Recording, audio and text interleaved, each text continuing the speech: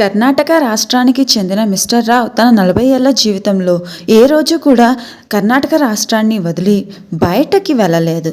తన family occasion కోసం ఈసారి మాత్రం కొంచెం వేరుగా ఉంటుంది అని కాశ్మీర్కి వెళ్దామని ప్లాన్ చేసుకున్నారు. అయితే తన కొడుకు యొక్క ఇంటర్మీడియట్ పరీక్షలు అయ్యాక వాళ్ళు కాశ్మీర్కు బయలుదేరారు. నిజం చెప్పాలి అంటే కాశ్మీర్ అనేది వాళ్ళ యొక్క డ్రీమ్ డెస్టినేషన్. వీరు కాశ్మీర్లోని పెహల్గాం అనే ప్రాంతానికి చేరుకున్నారు. పెహల్గాం అనేది చాలా అంటే చాలా అందమైన ప్రదేశం. వాళ్ళు పెహల్గాంలో గుర్రపు సవారీ చేస్తూ ఉన్నారు. అయితే వాళ్ళకి కొంచెం కూడా ఐడియా లేదు తర్వాత నిమిషం వాళ్ళ జీవితంలో ఏమవుతుంది అని. 22 ఏప్రిల్ 2025 మధ్యాహ్నం 1:30 వాళ్ళు పహల్గాంలోని బేసారన్ వ్యాలీలో గుర్రపు సవారీ చేస్తున్నారు. వాళ్ళు చాలా ఆనందంగా ఉన్నారు. ఫ్యామిలీ టైంని లీడ్ చేస్తున్నారు. అలానే చాలా అంటే చాలా సెల్ఫీలు తీసుకుంటున్నారు. వాళ్ళతో పాటు చాలా మంది టూరిస్టులు కూడా అక్కడే ఉన్నారు. అందులో కొంతమంది హనీమూన్ కపుల్ అయితే మరి కొంతమంది వీరిలానే ఫ్యామిలీ అకేషన్ కోసం వచ్చిన వాళ్ళు చాలా హ్యాపీగా ఉన్నారు. వాళ్ళలో ఒక్కరికి కూడా ఐడియా కూడా లేదు వాళ్ళ జీవితం ఇప్పుడు ఏ మలుపు తిరగబోతుందో అని.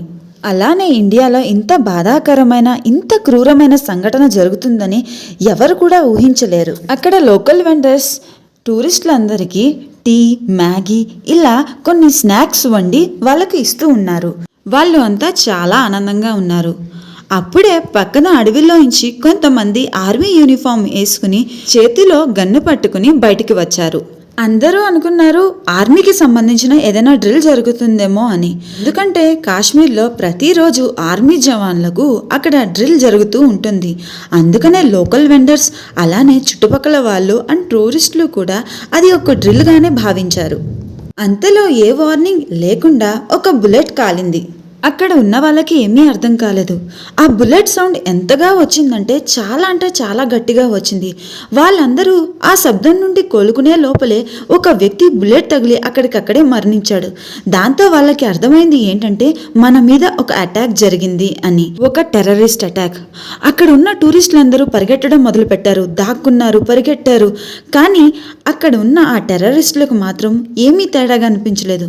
కనిపించిన వాళ్ళకి కనిపించినట్టుగా కాల్ చేశారు. అలానే వాళ్ళు మొత్తం ప్లానింగ్తో వచ్చారని మాత్రం అర్థమైంది. అయితే ఆ టెర్రరిస్టులు కొంతమంది టూరిస్టులను పట్టుకుని వాళ్ళందరినీ ఇలా అడుగుతున్నారు, మీకు కలిమా వచ్చా, మీకు నమాజ్ చదవడం వచ్చా అని. ఇలా అడుగుతూ ఉండగా వాళ్ళలో రాని వాళ్ళను ఒక్కొక్కరిగా కాల్చి చంపేస్తూ ఉన్నారు. అలా మిస్టర్ రావ్ వంతు వచ్చింది.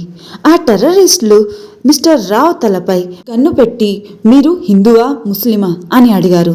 దాంతో మిస్టర్ రావ్ నేను హిందూని అని అంటారు. అప్పటికప్పుడు ఆ టెర్రరిస్టులు అతన్ని కాల్చి చంపేశారు.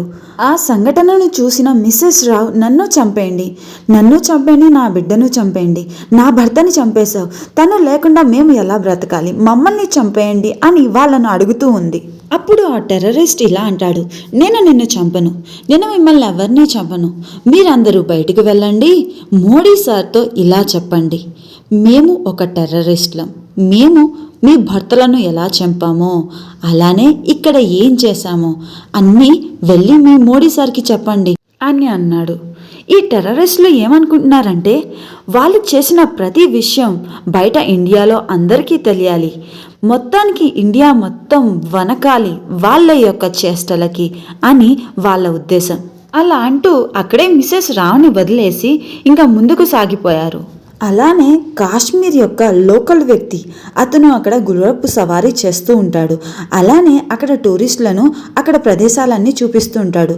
ఆ వ్యక్తి పేరు సయ్యద్ ఆదిల్ హుస్సేన్. ఈయనకి ముందుగానే ఈ విషయం తెలిసిపోయింది, వాళ్ళు టెర్రరిస్టులు, వాళ్ళని చంపేశారు, ఇప్పుడు మనల్ని కూడా చంపేస్తారు అని ఇతను ముందుగానే అలర్ట్ అయ్యి తన టూరిస్టులందరినీ అక్కడి నుంచి పంపించేశాడు.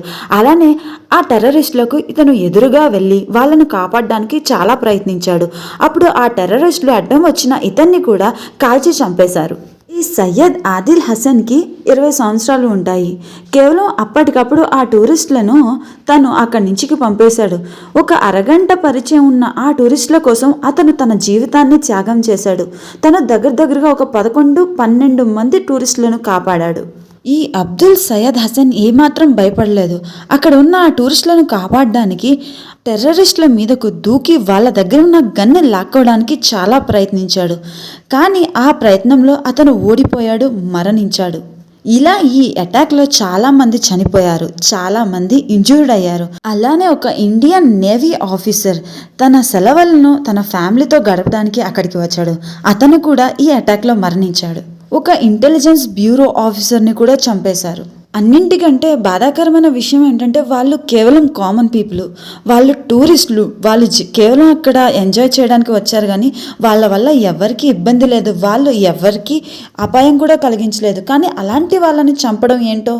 కొంతమంది కొత్తగా పెళ్లి చేసుకుని వాళ్ళ లైఫ్ని ఎంజాయ్ చేయడానికి వచ్చారు. మరి కొంతమంది తన ఫ్యామిలీకి టైం ఇచ్చి కొంచెం వాళ్ళతో టైం స్పెండ్ చేయడానికి వచ్చారు. కానీ వాళ్ళు చేసిన తప్పు ఏంటో మాకు అర్థం కావట్లేదు. అలానే రోజు కూలీ చేసుకునే వ్యక్తులు, ఆ కాశ్మీర్లో లోకల్ వెండర్స్, అలానే గుర్రపు స్వారీ చేసుకునేవారు. వాళ్ళకు వచ్చే చిల్లరతోనే వాళ్ళ ఇల్లు గడుస్తుంది. అలాంటి వాళ్ళను కూడా ఆ టెర్రరిస్ట్ అటాక్లో చంపేశారు. ఇలా 28 మందిని ఆ టెర్రరిస్టులు చంపేశారు. ఈ టెర్రరిస్ట్ అటాక్ గురించి తెలిసిన వెంటనే మొత్తం ఇండియా భయభ్రాంతులకు గురైపోయింది. ఒక్కసారిగా మన ఇండియాలో ఏమైందిరా నాయనా అన్నట్లుగా అందరూ భయపడిపోయారండి. కాశ్మీర్ వెళ్ళాలంటేనే ఇప్పుడు అందరూ భయపడిపోతారండి. అక్కడ ఉండే లోకల్ పీపుల్స్ కొంచెం టూరిస్టులు వస్తుంటే ఏదో ఒకటి సంపాదించుకుంటున్నారు. ఇప్పుడు అది కూడా లేకుండా ఈ టెర్రరిస్టులు చేశారు. ఇది ఏ ఒక్క మతానికి సంబంధించింది కాదు. ఒకవేళ మతం గురించే ఆలోచించేదైతే ఆ సయ్యద్ హుస్సేన్ ఆ టూరిస్టుల కోసం తన ప్రాణాలను ఇచ్చే ముందు మీరు ఏ మతానికి చెందినవారు అని అడుగుతాడు కదా. కాదు కదా, అడగలేదు కదా. సో ఇది ఏ మతానికి సంబంధించింది కాదు. ఇది మనం ఎవరి మీదైనా కక్ష సాధించాలి అంటే, ఎవరి మీదైనా మన యొక్క కోపాన్ని చూపించాలి అంటే కేవలం ఆ టెర్రరిస్టుల పైనే అండి. ఇప్పుడు కాశ్మీర్లో ఉండే ఆ అందమైన ప్రదేశాలు, అలానే ఆ సెల్ఫీ పాయింట్స్ అన్నీ కూడా రక్తంతో తడిచున్నాయండి. ఏదైనా జరగని, ఏదైనా కానీ, ఏదైనా సరే ఆ టెర్రరిస్టుల వల్లే జరిగింది. కొన్ని జీవితాలను వాళ్ళు నాశనం చేసేశారు. 28 ఇళ్లకు ఒక ఇంటి పెద్ద లేకుండా, ఒక భర్త లేకుండా, ఒక తండ్రి లేకుండా చేసేశారండి ఆ టెర్రరిస్టులు. థ్యాంక్స్ ఫర్ వాచింగ్ అండి. భారత ప్రభుత్వం ఈ టెర్రరిస్ట్ అటాక్కి సంబంధించి ఒక గొప్ప నిర్ణయం తీసుకోవాలని నేను మనస్ఫూర్తిగా కోరుకుంటున్నాను.